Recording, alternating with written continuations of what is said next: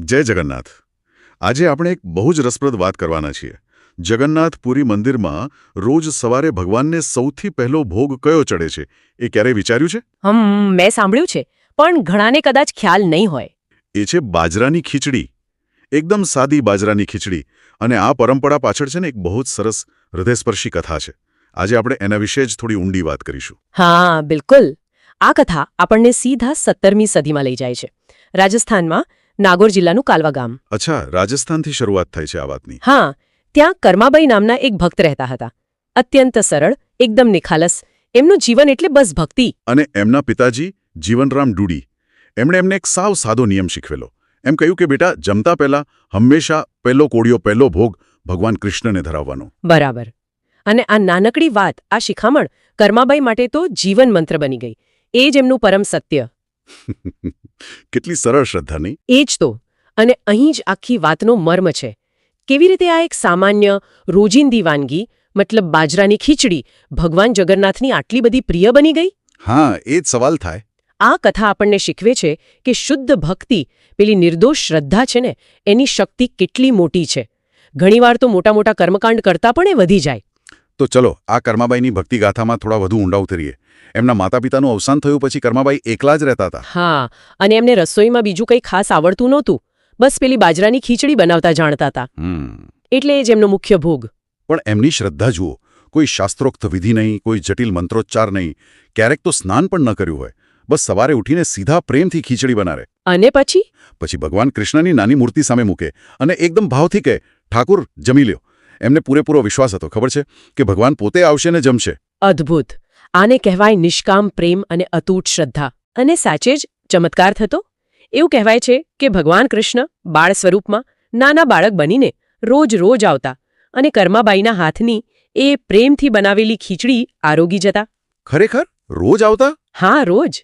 આ કોઈ સામાન્ય વાત નહોતી. આ તો એમની પેલી અતૂટ શ્રદ્ધાનું જ ફળ હતું.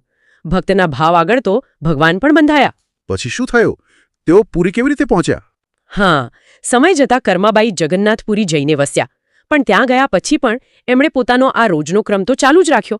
રોજ સવારે એ જ પ્રેમથી ખીચડી બનાવવાની અને ભગવાન જગન્નાથને અર્પણ કરવાની. પણ પુરીમાં તો મંદિરમાં નિયમો, પરંપરાઓ બધું વધારે કડક હોય ને? બરાબર, ત્યાં એવું જ હતું.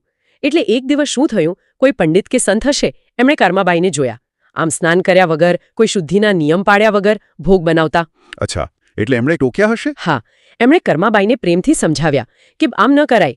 ભગવાનને ભોગ ધરાવવા માટે સ્નાન કરવું જોઈએ, શુદ્ધ થવું જોઈએ, નિયમ પ્રમાણે જ ભોગ ચડાવાય. આમ નિયમભંગ થયેલો ભોગ ભગવાન કદાચ સ્વીકારે નહીં. દ્રષ્ટિએ એ સાચા હતા. શુદ્ધિ, વિધિ એ બધું જ જરૂરી મનાતું. અને કર્માબાઈ તો સરળ હતા, વિનમ્ર હતા. એમણે એમની સલાહ માની લીધી. એટલે બીજા દિવસે એમણે નિયમ પ્રમાણે કર્યું? હા, બીજા દિવસે એ વહેલા ઉઠ્યા, સ્નાન કર્યું, પૂજા પાઠ કર્યા, એકદમ શુદ્ધતાથી ધ્યાન રાખીને ખીચડી બનાવી.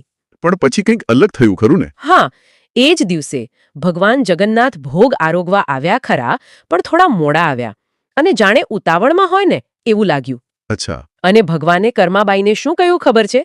એમણે કહ્યું, માં, આજે તે બહુ મોડું કરી દીધું. હું તો ક્યારનો તારી રાહ જોતો તો. ફરીથી આવો વિલંબ ન કરતી હો. સીધો ભગવાને જ સંકેત આપી દીધો કે એમને નિયમો કરતા પેલો સહેજ પ્રેમ, પેલી રોજની રાહ જોવાની આદત વધુ ગમતી હતી. બિલકુલ.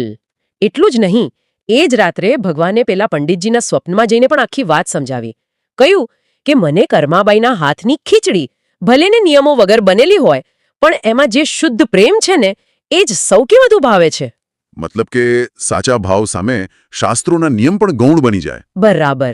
આ ઘટના પછી તો કર્માબાઈ પાછા પોતાની મૂળ રીત પર આવી ગયા. સવારે ઉઠવાનું અને સીધું પોતાના ઠાકુર માટે પ્રેમથી ખીચડી બનાવવાની. ભગવાન પણ રોજ પ્રેમથી આરોગે. આ પરંપરા ચાલતી રહી. પછી એમના અંત સમયે શું થયું? હા, વર્ષો વીતી ગયા. કર્માબાઈ હવે વૃદ્ધ થયા હતા. જ્યારે પુરીમાં જેમનો દેહ વિલય થયો, દેહ છૂટ્યો, ત્યારે એક અદ્ભુત ઘટના બની. શું થયું? બીજા દિવસે સવારે પૂજારીઓએ મંદિરના ગર્ભગૃહના દરવાજા ખોલ્યા ને, તો એમણે જોયું કે ભગવાન જગન્નાથની મૂર્તિની આંખોમાંથી આંસુ વહી રહ્યા હતા, અશ્રુધારા હતી. ઓહો, ભગવાન પોતે રડી રહ્યા હતા પોતાના ભક્ત માટે. હા, ભગવાન પોતાના પરમ ભક્તના વિરહમાં દુઃખી થયા. અને એ જ રાત્રે એમણે પૂજારીઓને સ્વપ્નમાં દર્શન દીધા. જણાવ્યું કે એમના ભક્ત કર્માબાઈ હવે આ દુનિયામાં નથી રહ્યા. અને એકદમ વેદના સાથે પૂછ્યું, હવે મને આટલા પ્રેમથી ખીચડી કોણ ખવડાવશે? આ સાંભળીને તો રૂવાડા ઊભા થઈ જાય. ભક્ત અને ભગવાન વચ્ચેનો સંબંધ કેટલો ગાઢ હોઈ શકે? બસ તે દિવસથી કર્માબાઈના એ નિસ્વાર્થ નિર્દોષ પ્રેમ અને અતૂટ ભક્તિની શાશ્વત યાદગીરી રૂપે જગન્નાથપુરી મંદિરમાં નિયમ બની ગયો.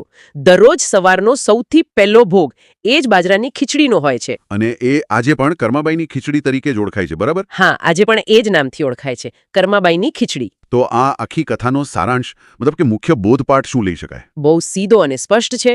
સાચા હૃદયની ભક્તિ, શુદ્ધ પ્રેમ અને પેલી બાળ સહજ નિર્દોષ શ્રદ્ધા છે ને, એનું સ્થાન કોઈ પણ કઠોર નિયમ, જટિલ કર્મકાંડ કે પછી બાહ્ય દેખાડા કરતાં હંમેશા ઊંચું જ રહે છે.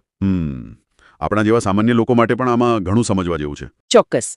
આપણી રોજિંદી શ્રદ્ધા, આપણી ભક્તિ ભલે ને ગમે તેટલા નાના સ્વરૂપમાં હોય, જો એમાં નિખાલસતા હોય, સાચો પ્રેમ હોય, તો એનું આધ્યાત્મિક મૂલ્ય, એનું મહત્વ ઘણું ઊંડું હોઈ શકે છે. અહીં એક પ્રશ્ન મનમાં આવે છે. એક તરફ છે વ્યક્તિગત શ્રદ્ધા, જેવી કર્માબાઈની હતી, અને બીજી તરફ છે સામુદાયિક ધાર્મિક પ્રથાઓ, નિયમો, કર્મકાંડ. આ બંને વચ્ચે સાચું સંતુલન શું હોઈ શકે? હા, આ વિચારવા જેવો મુદ્દો છે. શું ઈશ્વર સાથે સાચું જોડાણ અનુભવવા માટે પેલી વિસ્તૃત પ્રથાઓ, કર્મકાંડો અનિવાર્ય છે?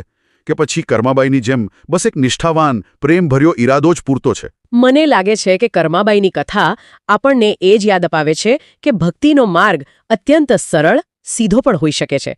મુખ્ય વસ્તુ હૃદયનો ભાવ છે. જો એ સાચો હોય તો બીજું બધું ગૌણ બની જાય છે. સાચી વાત છે. અને આ પરંપરા આજે પણ જીવંત છે. એ જ સૌથી મોટી વાત છે. કર્માબાઈની ખીચડી. જય જગન્નાથ.